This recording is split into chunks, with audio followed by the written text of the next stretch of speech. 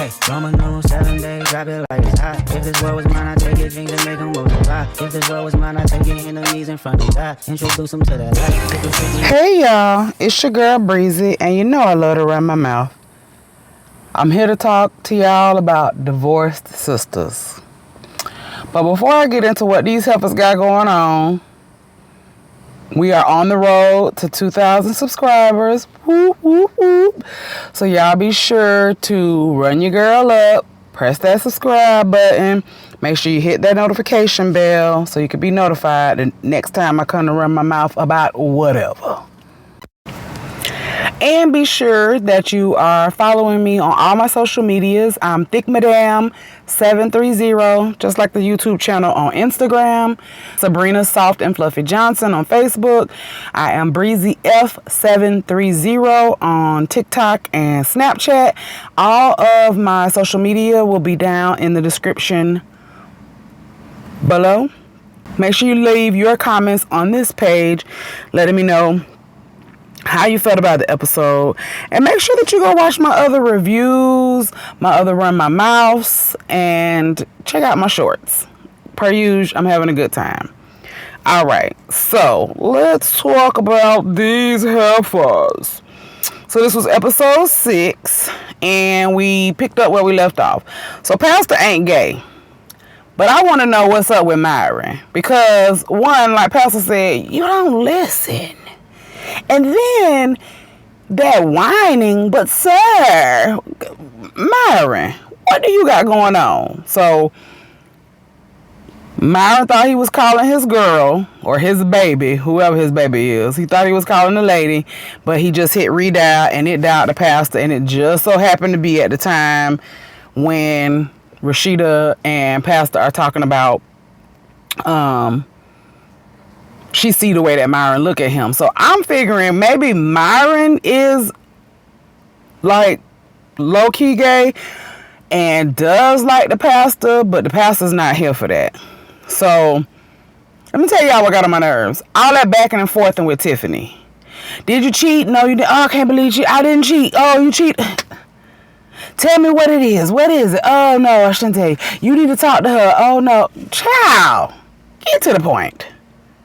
Get to the point. That really got on my nerves. So Tiffany spilled the beans and let the pastor know that him not opening the door was such a big deal because Rasheda was set up by a prior boyfriend to have his frat brothers grape her. And the supposed boyfriend, who she loved and adored, he is the one who held the door. He would not open the door.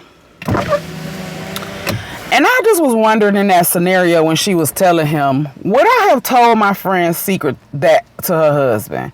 Like, I understand that there was this big thing that happened. You know, she knows how big of a deal not opening the door for Rasheda is. She knows what happened, the details of that, how it affected her. She knows that Rasheda never told her husband. I just was trying to figure out, like, would I have told? I guess for me, it probably would depend on the relationship. And I feel like Tiffany probably really believes in the relationship. Jefferson not cheating. Y'all know that's the pastor name, Jefferson.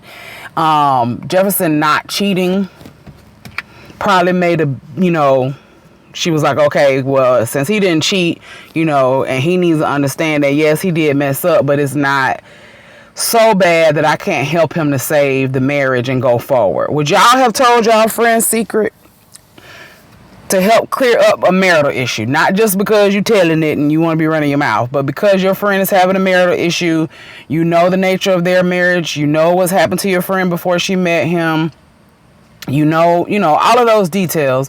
Are you going to spill the beans to help the marriage? Y'all let me know. Put that down below. So Rasheda and Pastor talk about their issues, and this was very interesting for him to say, but I felt like it was really cool. It was two sides to it, because I felt like it was really cool for him to express it, but then when we break down the actual feeling itself, I was like, I don't know.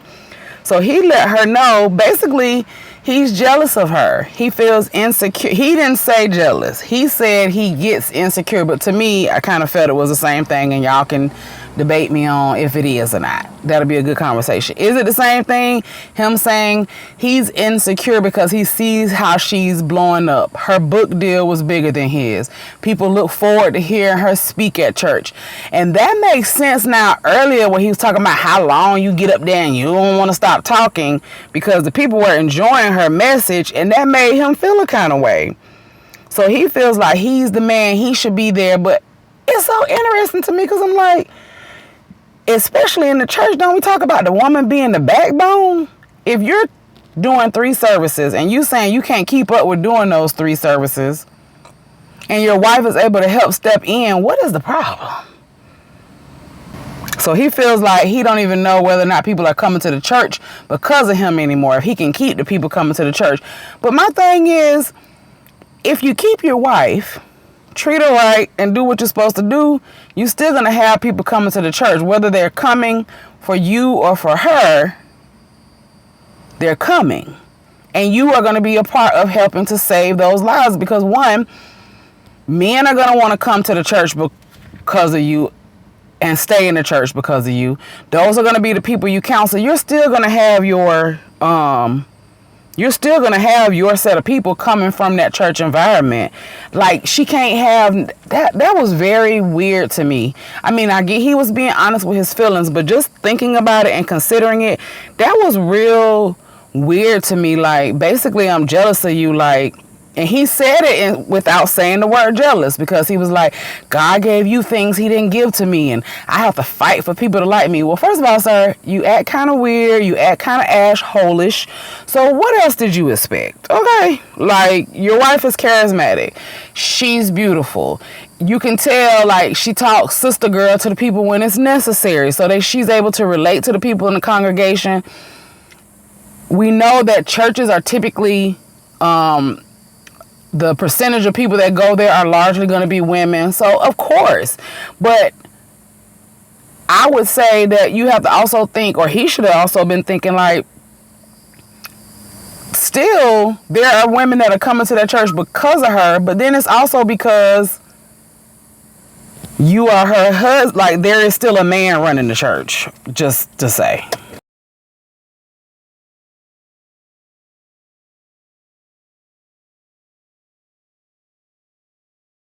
But y'all let me know, could you deal with your spouse being jealous of you? Like, you all married, y'all have an open conversation, and your husband expresses his we won't say necessarily jealousy, but it could result in jealousy, I guess, if he doesn't check the feelings. So could you deal with your spouse being insecure about you having potentially more shine or doing better than them? And I know that that is not an abnormal thing when it comes to people. So let me know what y'all think about that. Y'all, Geneva is a little touched. Geneva is touched. Geneva is touched. Geneva is touched in the head. So she done followed this lady from the school. Now, mind you, the teacher told you that you could come to the school to the teacher parent conference and that you could meet Maddie's mama. Oh no, you didn't have time for that. You're too busy for that. But you had enough time in the morning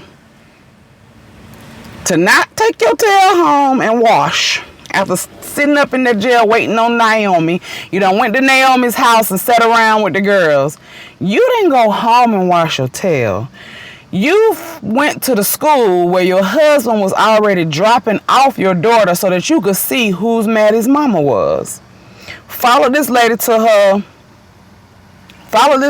her yoga spa so that she could see what was going on. On the way there, she's talking to Rasheda, and you're really jealous of your friend. And that is y'all friends or no? Is y'all friends or no? Geneva got on my nerves just because of how she operates. Like, yes, like I said, a little touched. So goes to this yoga studio. I to go back and rewind to actually figure out what she had done. But what she did was she left her phone, and apparently she left it recording, walked out, sat in her car, smoked a cigarette, and then went back inside. And when she comes back out, she's listening to the recording, and the lady is saying, I just got a weird visit, you know, but I'll tell you about it later. She didn't want to talk about it then. And I don't know how, but it seems like out of that, Geneva got that the husband is messing with the lady. What did I miss, y'all? Y'all let me know, because I didn't put 2 and 2 together right there. I definitely was coming up with 17 and she got 4, okay? So y'all let me know what I missed in terms of how she went from recording the lady talking, leaving, and then getting to Rasheda to talk to her, and now he's definitely messing with her. I didn't follow that logic. Is that still a part of Geneva being touched, or did I really miss something? Now, when she goes to talk to Rasheda, and she tells Rasheda that basically she's bored, William do the same thing over and over again. If you're bored, regardless of Javon, leave. Like, I'm not understanding that. If you're in this relationship, one, I mean, you married a man, so I feel like you should try. And like Rasheda told her, marriage is what you make it. You're not even trying to do anything else, because it feels like, from what I get from him, again, we haven't seen a whole lot of him in that regard, but I feel like if she talked to him, he'd be willing to work on things. He seems like he's involved with family. He's interested. He loves her. He is complimenting her and all of those things. Like, yeah, but I think that, like she explained to Rasheda, she's turned on by this game that Javon is playing, which I do not like. And he's a good man. Is he really? Because he's playing with your friend to get back at you. And I'm glad Rasheda said that to her, because I'm like, I was thinking that before they even had that conversation. How can you still be interested in him when he's blatantly trying to talk to your friend to piss you off because you're not willing to leave your husband? Girl, what? And she telling Rasheda she cannot be with him. Like, she is seriously, something's wrong with her. And even just the way she be looking, something's wrong with her. But at least she did go home and wash her tail, right? And leaving her house, she sees Tiffany standing out in front of this house. Now, you got some nerve as my friend. You done been ignoring my calls, but you gonna stop when you see me because I'm over here showing a house. And then here comes Javon's messy tail. And I do not like the fact that he is playing with Tiffany like that.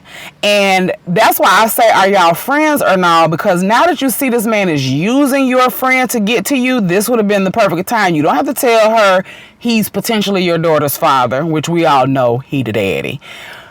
You don't have to tell her that. You could just say, hey girl, I had an indiscretion and I messed with this man. He's still trying to get at me, and just run, sis.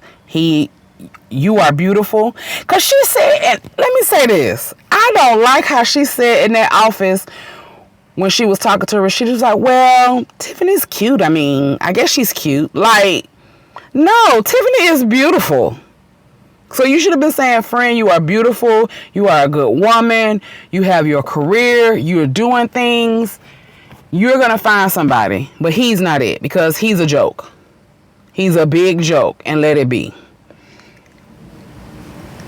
Geneva, again, something wrong with her. Y'all tell me what y'all think wrong with Geneva. Tiffany, I think, knows what's going on, because it's the way now she's talking to Geneva, and she can tell now that Geneva is moving funny. Like, you're not answering my calls, but you're going to pop up here while I'm out here showing a hosting. And she can tell and see how Geneva tenses up. Like when Javon ended up showing up and he had the flowers, and Tiffany was like playing into it for we're going to find out and we're going to see, kind of flirting with him.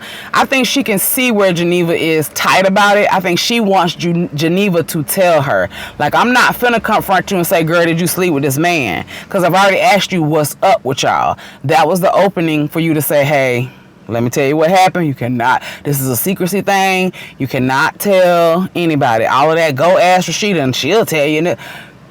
You my homegirl and you done mess with this man. Even if it was you was cheating on your husband, you should be woman enough to come up and tell me, hey, this is what's what. Okay? I don't like that. And then lastly, y'all, was a sad situation. So Vaughn had come to the church, not Vaughn. Calvin came to the church looking for Bridgette because he's looking for Vaughn because he want to press charges on Vaughn about that fight. So Bridgette, him and Han about where it's going. She told him that she put him out. So Calvin want to put Vaughn in jail because of that fight. And Calvin went to talk to the pastor, and while he was in there talking to the pastor, Bridgette gets a text from Vaughn saying he wants to harm himself. She's calling. She can't get him. She went and talked to Rasheda. The pastor them came. Like, everybody's trying to come. So finally, she gets him on the phone. And he like, nobody loves him. Bridgette don't want him. His mama don't want him. Nobody wants him. The pastor's trying to talk to him and tell him, hey, I've been there. I grew up in foster care. I've come, a long way. We got options. He's saying I don't have anywhere to go. And the pastor's like, we got somewhere for you to go. We got people that got rooms. It don't have to be a shelter. Like, they're really trying to talk to him. And he was like, Bridgette, I really loved you. I tried. And I felt bad for Vaughn. And I felt a tinge of like, all right now, come on. Because you can't want to be a bum and lay around the house. You are 30 and you can't keep a job. Probably he needed to go get some mental health assistance, but you can't expect somebody to allow you to lay up in their house and you not do nothing and you can still stay there. Like, that's a false sense of what you think should be going on. And I can't go to jail. He don't want to go to jail. Well, my thing is, for that fight, you probably would not have gone for a long time. Like, I understand that sometimes people don't, when they do things like this, they don't feel like they have any other choice, any other decision, but there's always a way out. Like, what you may have to deal with, potentially being homeless and potentially going to jail and stuff like that. Yes, that is a problem, but it's a temporary problem. Like, you wouldn't be in jail for your whole life for fighting somebody. Like, come on. So that's just where I was just kind of like, I understand him being stressed. And, sometimes when everything feels like it's happening at the same time, you got put out and now that there's a warrant for you. They want to arrest you. You're just feeling like too much. And we heard the pow on the phone and he took his life. They did put up the message saying, hey, if you need help, struggling with those type of thoughts, to please reach out or whatever. But I felt bad for Bridgette because she really did what was necessary. Like, you cannot live in somebody's house and I keep getting you jobs and you don't want to go to work. Like, okay, that job didn't find one for you, so go find another one. Don't come back here and get in the bed and play PlayStation. Like, and maybe him, I want to go to bed and he want to sleep all the time and that's all he want to do. Maybe that was a sign of depression. And so somebody should have maybe potentially looked at getting him help, because I guess it's not normal for a person not to be able to hold down a job, not to be focused on the job. But it felt like he was trying to say he was trying to do other things. But again, it could have just been the depression talking. So I know that there's two sides to that, but, I just kind of looking at it from both sides is like, in certain parts of that scenario, you got to like, come on, brother. You can't just lay around. All right, y'all. So that was Divorced Sisters. Y'all tell me what y'all thought about the episode. Be sure to leave your comments down below. Again, on that road to 2,000 subscribers, make sure you give me a subscribe. Hit that subscribe button. Hit that notification bell so you can be notified the next time I come to run my mouth. Check out the next videos up. And make sure you come back. I want to see you again. All right, y'all. I'm out. Peace. It's a lot. They a dance, let them watch. She a fan, he a flop. They just wanna kumbaya. Nah.